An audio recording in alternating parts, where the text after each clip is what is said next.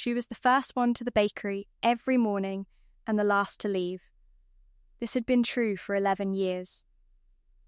Pearl Ida Goss arrived at the Linden Creek Bakery at 4:30 in the morning when the sky was still the particular dark that preceded everything, and she built the fire and set the first proofs and had bread in the oven before the rest of the town was deciding whether to get up. She did this because she was good at it, and because it wanted doing, and because the hours between 4:30 and 7 belonged entirely to her, which was a thing she had learned to value more than most things the world offered a woman in her situation. Her situation, as Linden Creek understood it, was this: she was 36 years old and large and unmarried, and had been all three for long enough that the town had stopped expecting any of it to change. She set the proofs. She stoked the fire. From the street outside came the sound of the Tuesday market assembling, carts, voices, the particular rhythm of a town going about its commerce, and she did not go out to it yet because the bread was not ready, and she was not a woman who left things unfinished. From the street, clearly, a woman's voice.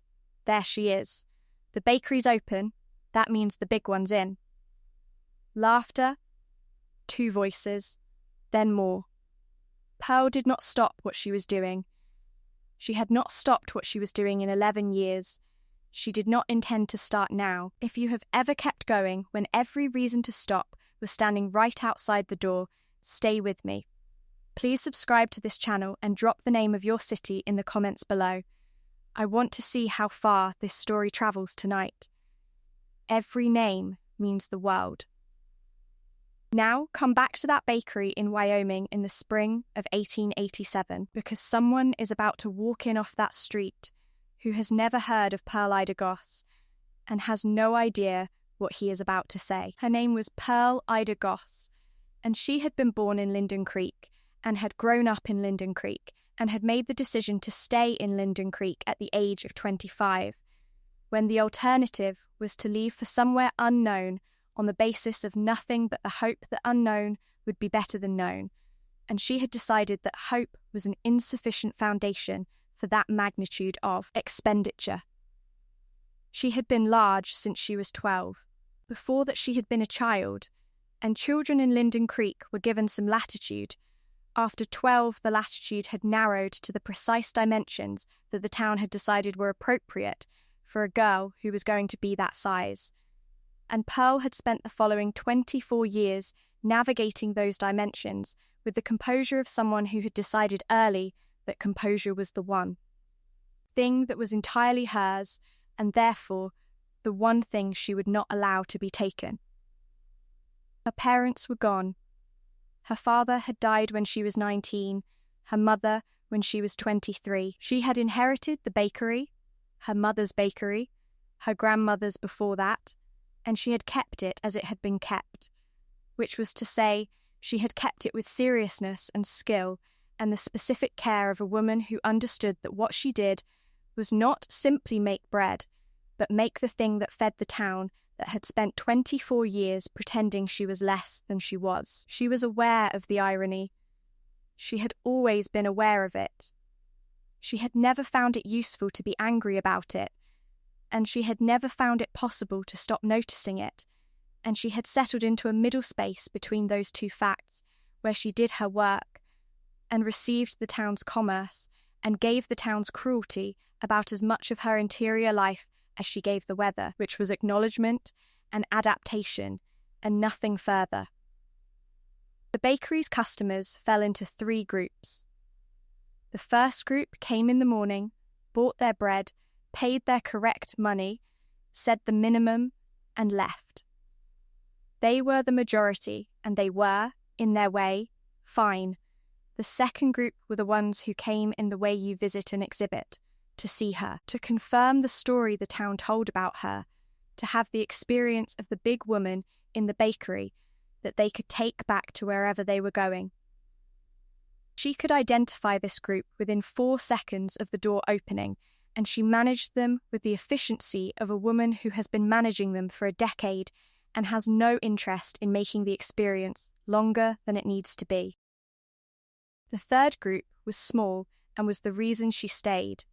Mrs. Outgate, who was 80 and had been her mother's friend and who called her Pearl and meant it.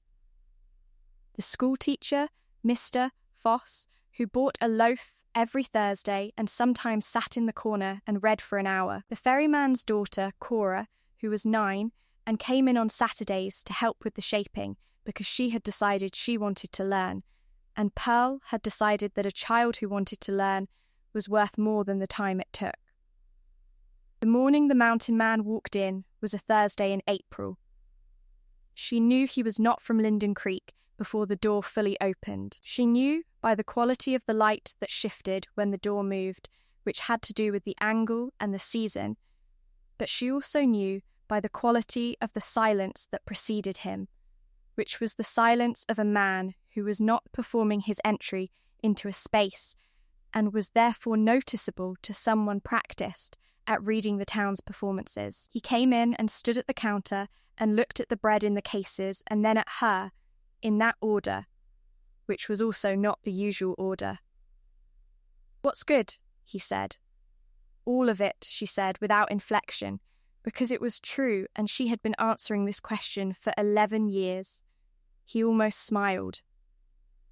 "What's your best?" "The sourdough," she said. "I've been running the same culture since I was 22. You won't find it anywhere else." He bought 2 loaves, one of the rye, and a half-dozen biscuits, which was the largest single purchase she had recorded in the better part of a month. He paid without discussion and put the bread in his pack, and then stood for a moment at the counter as though deciding something. "You bake all of this yourself?" he said. "Yes," she said. "Every day? 6 days," she said. "The Lord gets Sundays." He nodded. He picked up his pack.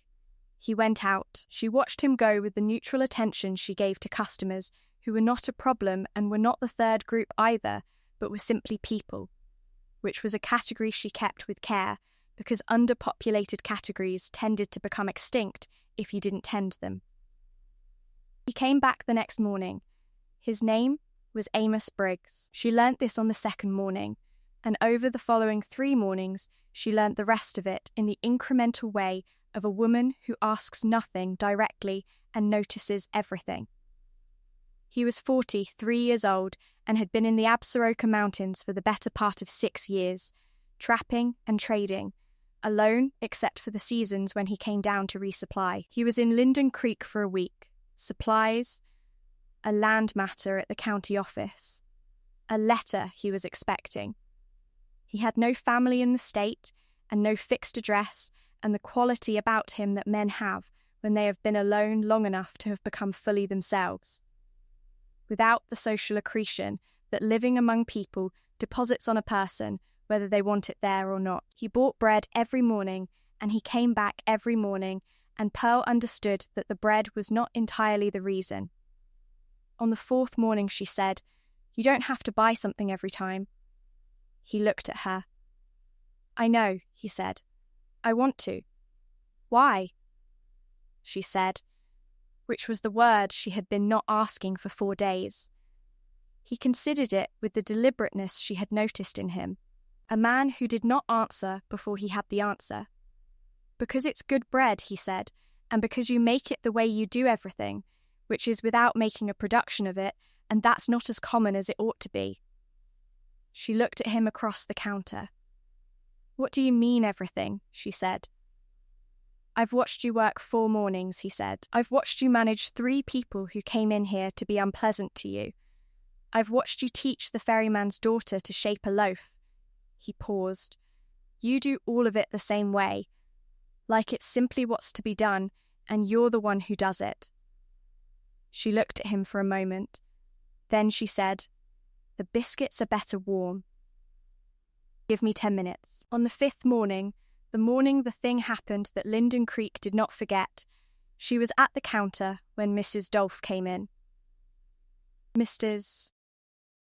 Dolph was the wife of the mill owner and had been in the second category of the bakery's customers her entire life. She came in as to an exhibit, and she had the sharp social intelligence of a woman who has appointed herself the custodian of a community's standards and has held the position long enough to feel entitled to the perquisites of office. She came in on that Thursday with her daughter and 2 other women, and she looked at Pearl in the way she always looked at Pearl, which was from the side, as though a direct look might constitute a form of acknowledgement she was not prepared to offer. The usual, she said, to the counter rather than to Pearl. Pearl put the bread on the counter. Mrs. Dolph said something to her daughter in a voice calibrated to be heard by the room, but not to constitute a direct address.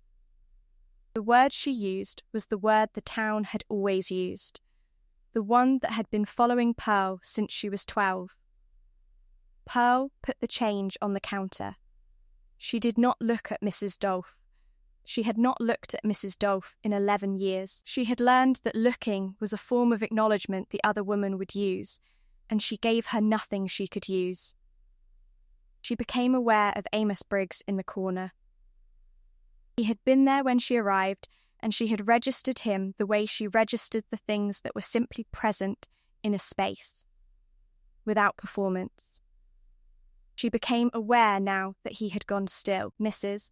Dolph gathered her bread and her companions, and she said it again, the word, to the room this time, as a concluding statement of a position she considered self-evident, and she went to the door. Amos Briggs said, "Excuse me." His voice was not loud. It was simply present in the way that certain sounds are present, not competing for space, but occupying it. Mrs. Dolph turned. "I've been in 37 towns," he said, "in 6 states and 2 territories in the last 20 years. He was not looking at Mrs. Dolph with heat or with performance. He was looking at her the way you look at something you are being accurate about.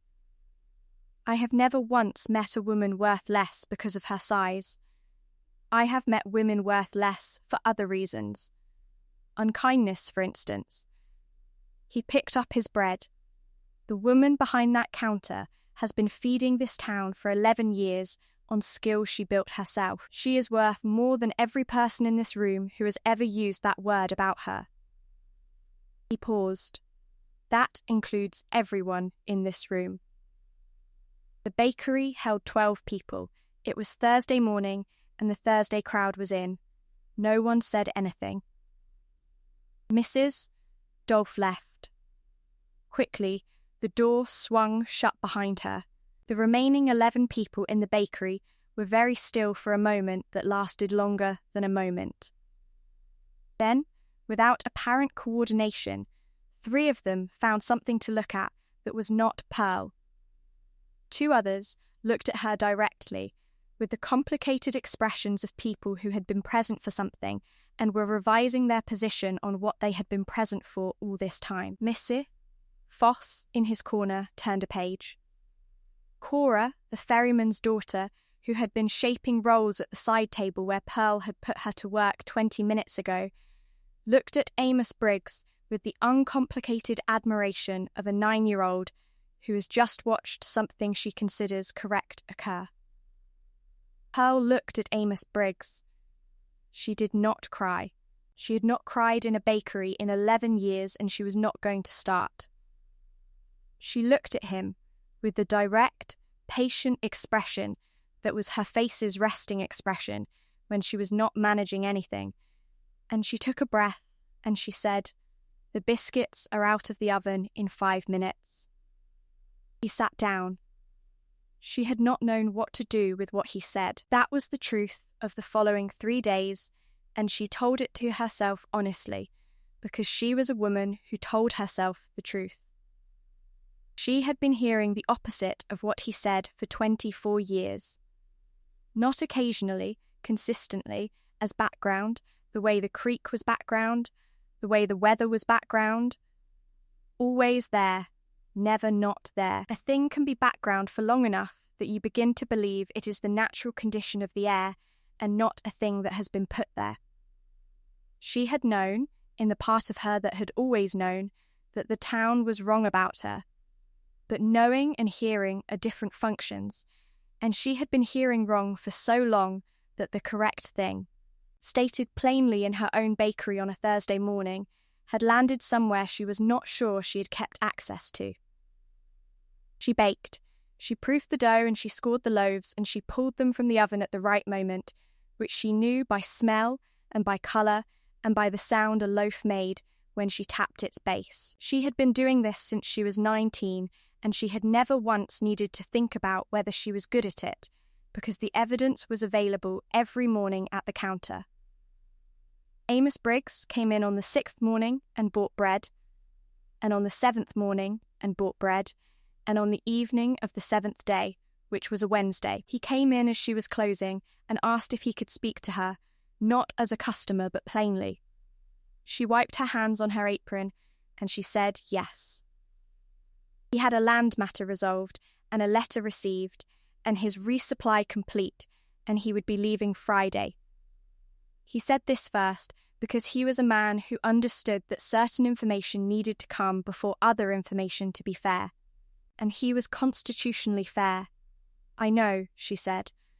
"I've known since the first morning you'd be a week." "Then you know I'm not asking for what I can't offer," he said. "I'm asking for something I can." He looked at her. "I've got 160 acres I filed on in the Absaroka foothills 4 years ago. I've been building on it, not finished, but livable.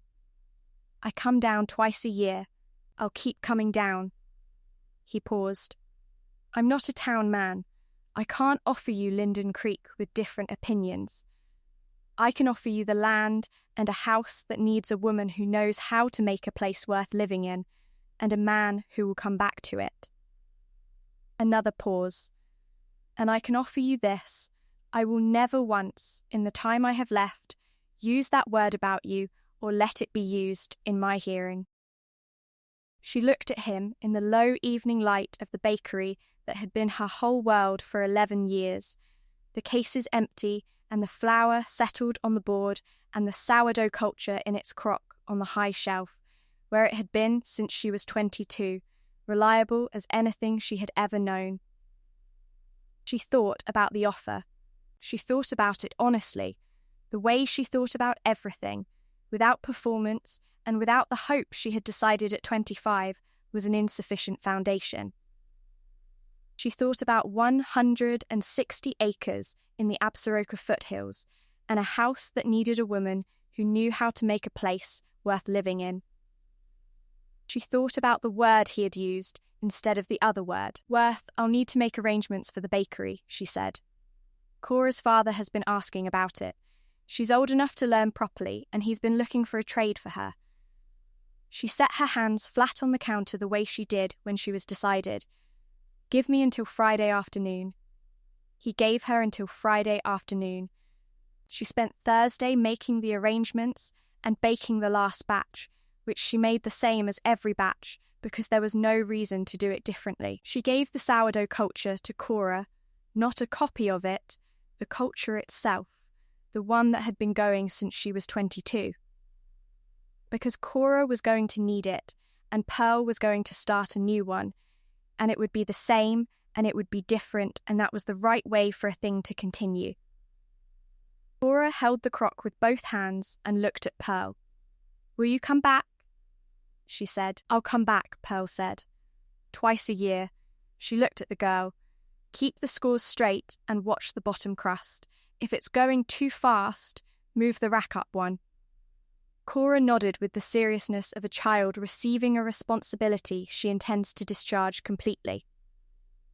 Pearl closed the bakery on Thursday evening, and she did not look back at it, because looking back was not something she had ever found useful, and because the bakery was in good hands, and because there was a road on Friday morning that went north toward the Absaroka foothills, and she had never taken it. They married in June, in the foothills, on the land, with a minister from the nearest town who rode out for the occasion and seemed pleased to have done so. There were no guests except the land itself, which was present in the way land is present, fully, without ceremony, neither approving nor disapproving, simply there. The house needed work. This was honest, and she had been told so, and she did not find it surprising or discouraging, because she was a woman who had been making something out of what was available since she was 19, and what was available here was considerable. The bones of it were good. Amos had built carefully, if not completely, and she walked through it the way she had once walked through her parents' bakery, seeing not what it was, but what it would be. She started the new sourdough culture on the first morning. Flour and water and time, the way it always started. The way her mother had started the one she'd given Cora, the way the one before that had started, going back through the women who had kept it to some first morning she would never know. She set it on the shelf in the kitchen that got the most warmth from the stove, and she fed it every morning, and it took, as these things took when you were patient and consistent. Which she was. In August, Amos came back down from the high summer range, and she had 4 rooms of the house in order, and a kitchen garden producing, and bread on the board that had been there every morning since the first one. And he stood in the kitchen doorway the way men stood in kitchen doorways when the bread was right. And he looked at what she had made of it, and he did not say anything for a long moment. Then he said, "I told you you were worth more than all of them." She was shaping a loaf, and she did not stop. "You told them," she said. "I knew." He was quiet for a moment. Then, "Did you? Always?"